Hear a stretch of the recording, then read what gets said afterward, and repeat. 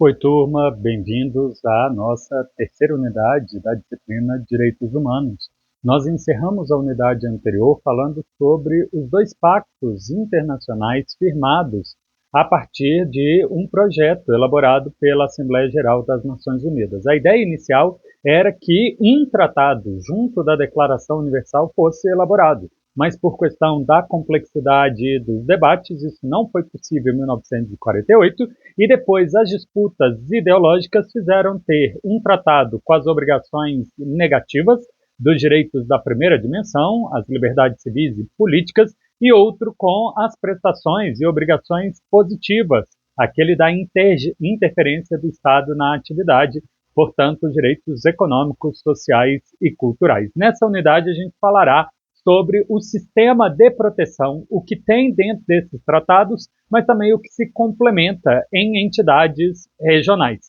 Pois bem, o fato que a construção dos direitos humanos vieram para impor limite à soberania do Estado, estabelecendo o que ele poderia ou não poderia fazer. Como eu acabei de dizer, a primeira dimensão estabeleceu os limites ao absolutismo, exigindo o Estado de frear a sua conduta, mas também fiscalizar a conduta de pessoas naturais para deixar as pessoas em seu status originário. Portanto, não violar é o primeiro conjunto. Já na segunda geração, é criado um conjunto de deveres do Estado prestar serviço, mas também das pessoas prestarem o serviço. Quando da proteção universal, ou seja, depois do direito internacional humanitário, dos testes da Liga das Nações e da Organização Internacional do Trabalho,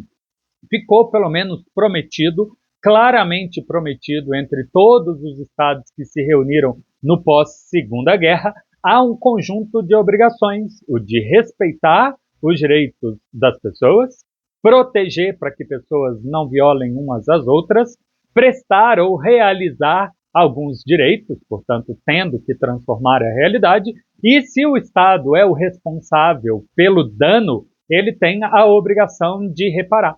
Mas a partir dessa entidade internacional e especificamente do Pacto Internacional de Direitos Civis e Políticos e do Pacto Internacional de Direitos Econômicos, Sociais e Culturais, depois que eles entraram em vigor na década de 70, ficou claríssimo que os Estados têm outras obrigações a cumprir, não só perante as pessoas, mas em especial perante outros Estados e os organismos internacionais. A primeira das obrigações de um membro da ONU é de considerar aderir a um tratado internacional, se não participou das suas discussões, a aderir àquilo que foi negociado pelos demais, não só assinando provisoriamente, mas realizando o depósito de vínculo definitivo, o que na boca comum a gente fala de ratificação. Depósito do instrumento de ratificação é o termo mais completo. Porque uma vez que o Estado internalize o tratado, ele cria uma espécie de congelamento da sua atividade legislativa, porque ele assumiu compromisso com os demais países de ter o mesmo direito que os demais países, esse direito escrito naquele tratado internacional e não de acordo com a vontade sozinha, soberana, isolada de um Estado, mas com o objetivo de reafirmar o universalismo dos direitos humanos, sem preconceito, qualquer discriminação, todos terem a mesma base de direitos e, portanto, a dignidade está assegurada para todas as pessoas. Uma outra obrigação que os Estados assumem é reconhecendo que existe o relativismo cultural. Vejam, por favor, com muita atenção na Declaração Universal, que tem um dever estabelecido para as pessoas, o dever de cumprir as leis locais. E dessa forma, a participação no governo, o engajamento nas discussões sobre quais seriam as obrigações, quais seriam os deveres a serem fixados em lei para basilar os limites das liberdades internacionalmente reconhecidas, é extremamente importante. Estão conectadas as ideias de Estado de Direito, democracia e direitos humanos na sua plenitude, já que um depende o outro, um aperfeiçoa o outro. E a partir dos tratados internacionais, os Estados também assumiram a obrigação de informar as pessoas, o dever, de educar as pessoas, que é direito das pessoas receberem esse tipo de capacitação, esse tipo de educação sobre quais direitos elas possuem. Afinal, esse tipo de discussão foi feito no ambiente internacional e nem todo mundo, para não dizer quase ninguém, acompanha essas discussões, até porque elas ficaram no passado. Na década de 1966, a esmagadora maioria das pessoas de hoje não pôde participar porque simplesmente não era viva à época ou não tinha poder político, para votar e escolher os seus representantes. Então é um ato contínuo de a cada nova geração humana ter que informar sobre o conjunto de gerações de direitos internacionalmente reconhecidos.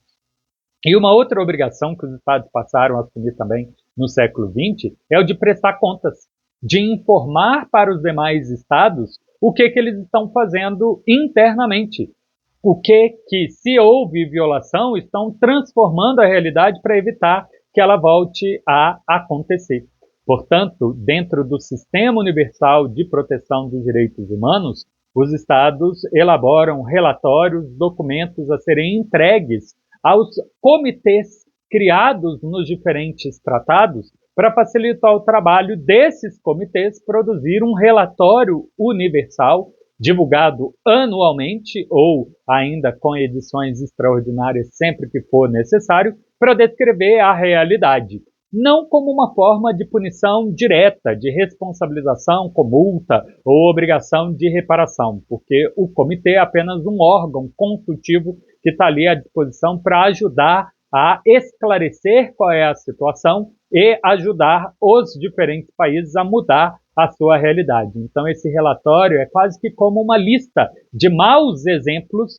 mas também que podem ser listadas bons exemplos a serem seguidos pelos demais países. Então, vocês pegando o PIDCP e o PIDESC, vocês verão que o conjunto de direitos estão apresentados na parte 3 desses tratados. Mas logo na sequência se apresentam instrumentos de tentativa de efetivar os direitos através dessa construção de comitê. E não só esses tratados, os outros da Carta Internacional dos Direitos Humanos, como, por exemplo, a Convenção para a Eliminação de Todas as Formas de Discriminação Racial, a Convenção para a Eliminação da Tortura, a Convenção sobre os Direitos da Criança, a Convenção sobre a Eliminação de Discriminação contra a Mulher. Todos esses documentos adotaram o hábito, o costume de criar um órgão consultivo, quase sempre com o nome de comitê, com essa função de coletar o que está acontecendo no mundo.